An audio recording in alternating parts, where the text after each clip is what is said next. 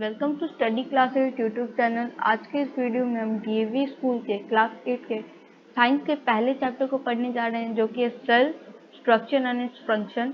ये part 2 video, अगर आपको पार्ट 1 वीडियो देखना है तो लिंक डिस्क्रिप्शन में दिया हुआ है, वहाँ से जाके देख सकते हैं। तो चलिए पार्ट 2 वीडियो में पार्ट्स ऑफ सेल से स्टार्ट करेंगे। चलिए शुरू करते हैं। A cell consists of a living protoplasm surrounded by a cell membrane. The protoplasm consists of the cytoplasm and the nucleus. Cytoplasm contains a number of structures which are called cell organelles. Organelles are therefore structures present within a cell that help it to perform its relevant functions. तो हमने पहले part of sales के introduction में पढ़ा कि cell एक living protoplasm से surrounded होता है, और वो जो प्रोटोप्लाज्म होता है वो सेल मेम्ब्रेन से सराउंड होता है, और जो सेल मेम्ब्रेन होता है और वो नहीं, जो प्रोटोप्लाज्म होता है वो उसके अंदर साइटोप्लाज्म और न्यूक्लियस रहता है। न्यूक्लियस एकदम बीच में रहता है, और साइटोप्लाज्म में बहुत सारे सेल ऑर्गेनल्स को कंसिस्ट करता है। ऑर्गेनल्स वो होते हैं जो बहुत सारे डिफरेंट फंक्शंस करने में हेल्प करते हैं सेल को।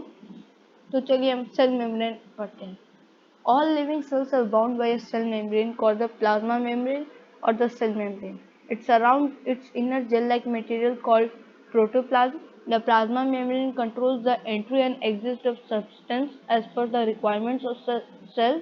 The cell of plants, fungi and bacteria have an additional outer covering called the cell wall.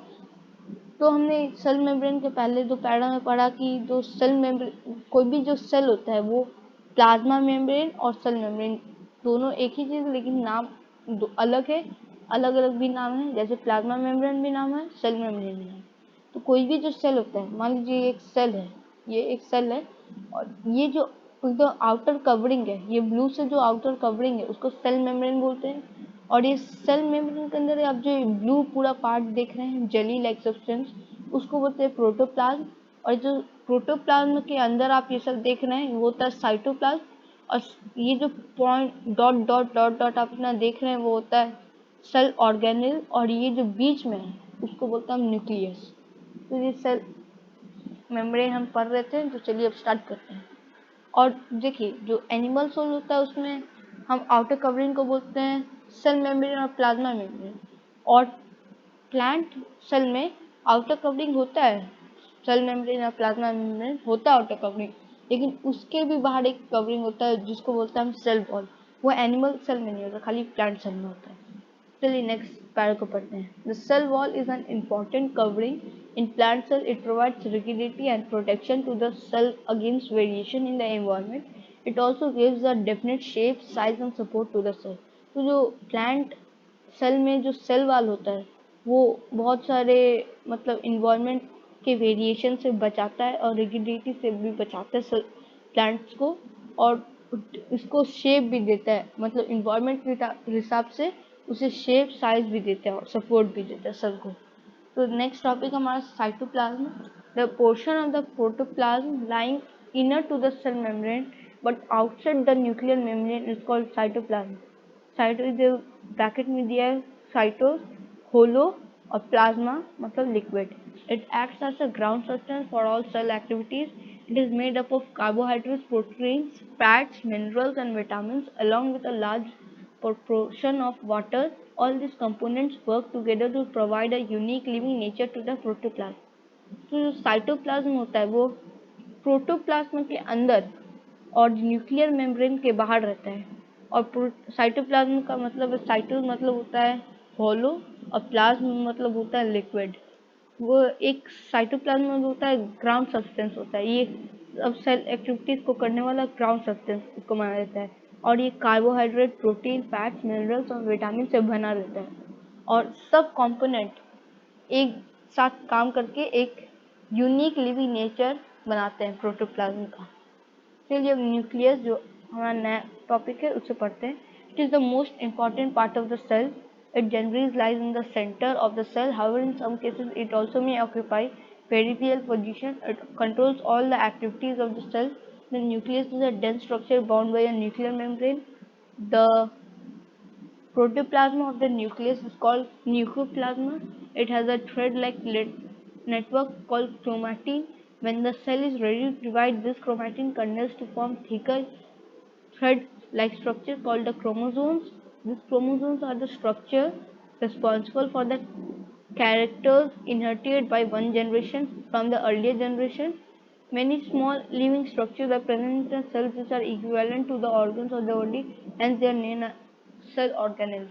तो हमने न्यूक्लियस में पढ़ा, जो न्यूक्लियस है वो एकदम बीच में रहता है, वो मेन पार्ट होता है सेल का, और न्यूक्लियस को जो सराउंड करता है उसको बोलते हैं न्यूक्लियर मेमोरी।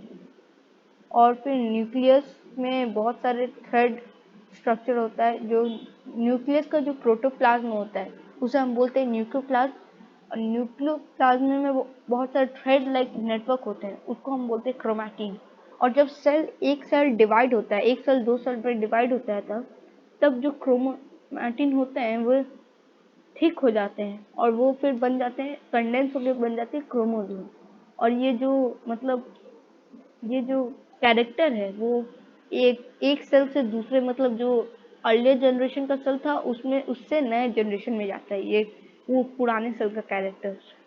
और वही सेल में बहुत सारे छोटे छोटे इक्विवेलेंट ऑर्गन्स होते हैं जिसका नाम होता है सेल ऑर्गेनेल्स। चलिए हम सेल ऑर्गेनेल्स को पढ़ते हैं।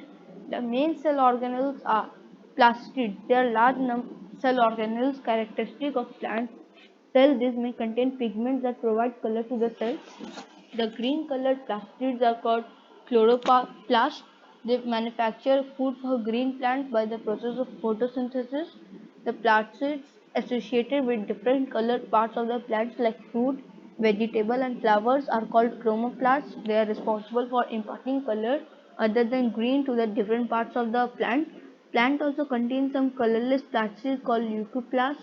These provide space to store starch, proteins, oils, etc. तो मैं पहला सेल ऑर्गेनेल में पढ़ा प्लास्टिड्स। पहला सेल ऑर्गेनेल जो होता है ये सबसे इम्पोर्टेंट सेल ऑर्गेनेल होता है। ये बस एक प्लांट सेल में पाया जाता है, एनिमल सेल या फिर बहुत कम या फिर नहीं पाया जाता है।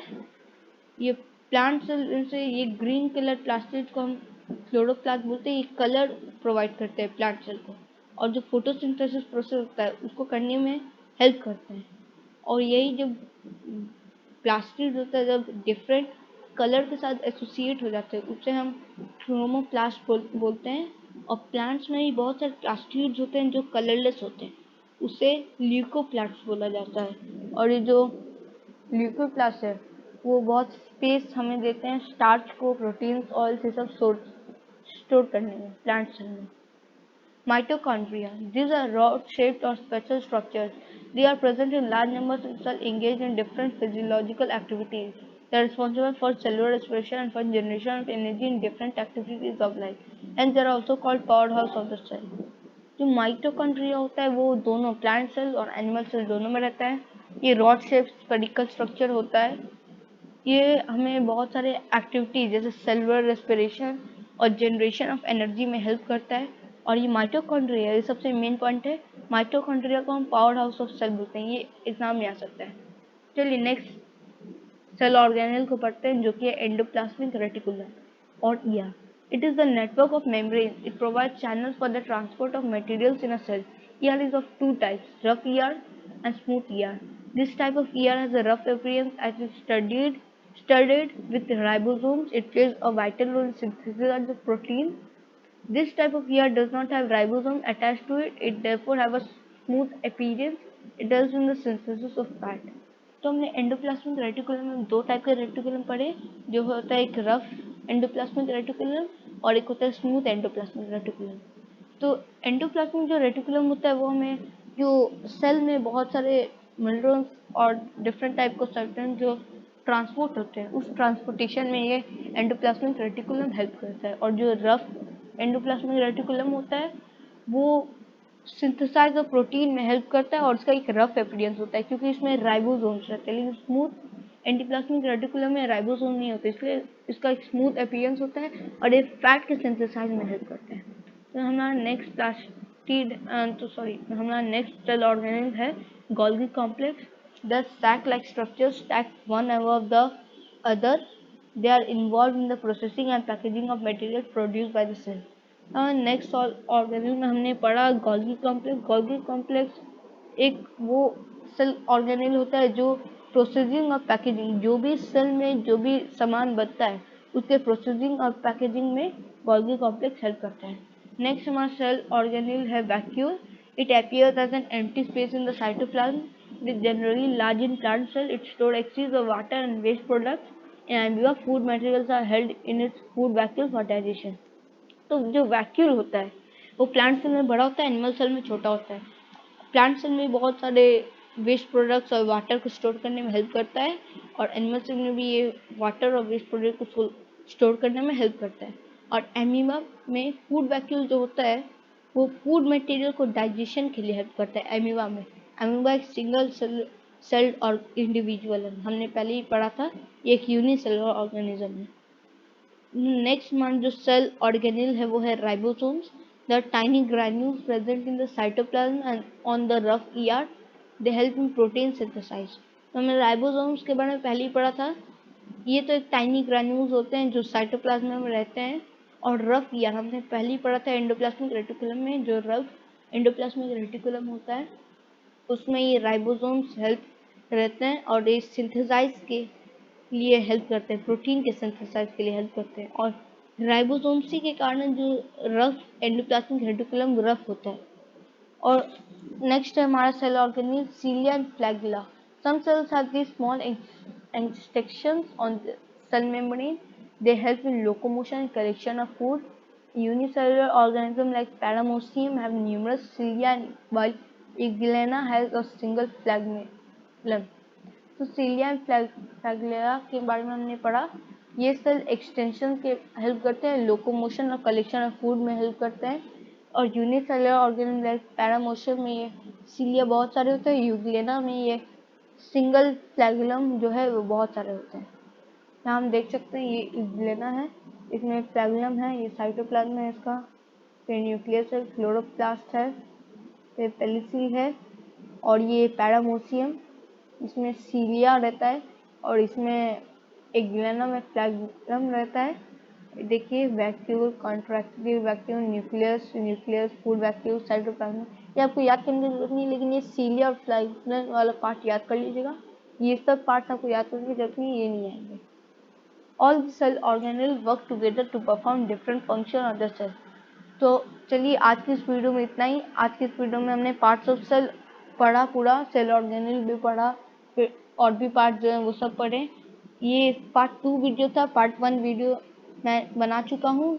पार्ट 1 वीडियो अगर आपको देखना है तो आप लिंक डिस्क्रिप्शन में मैंने पहले ही बोला था, आप वहाँ से जाके देख सकते हैं। तो चलिए हम नेक्स्ट पार्ट के वीडियो में level of organization in organism से स्टार्ट करेंगे। तो आज के लिए इतना ही। Bye. Please subscribe and like my channel.